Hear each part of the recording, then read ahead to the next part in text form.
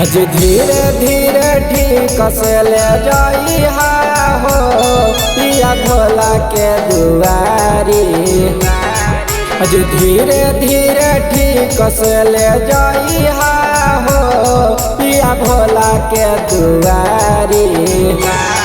आज रोड में कवरियन के बेड़ा कटारी गंजावा पी के चल ना गाड़ी, गंजावा पी के चल ना गाड़ी, गंजावा पी के चल ना गाड़ी, गंजावा पी के चल ना गाड़ी।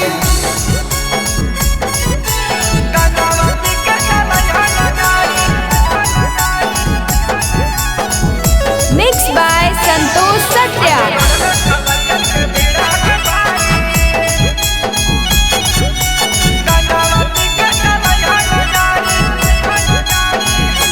भंगिया नई पिहाजी हक सावन शुरुआ जलवा ढारे जय जी पिया माना हमर भंगिया नई पिहाजी हक सावन शुरुआ जलवा ढारे जय जी पिया माना हमर आज कारण के सब जान नारी गंजावा पी के चल ना गाड़ी, गंजावा पी के चल ना गाड़ी, गंजावा पी के चल ना गाड़ी। गंजावा पी के चल ना गाड़ी। बोला बोला बाबा गरीबनाथ की।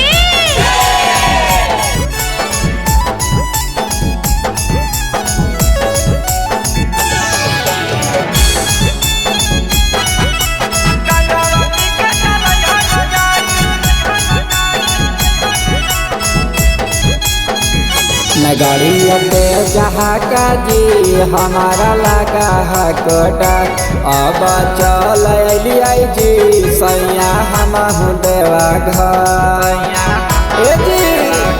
नगरिया पे जहाँ का जी हमारा लगा है कोटा अब चल लियो जी सैया हम देवा घर। तोहर बोलियो सतीश बिहारी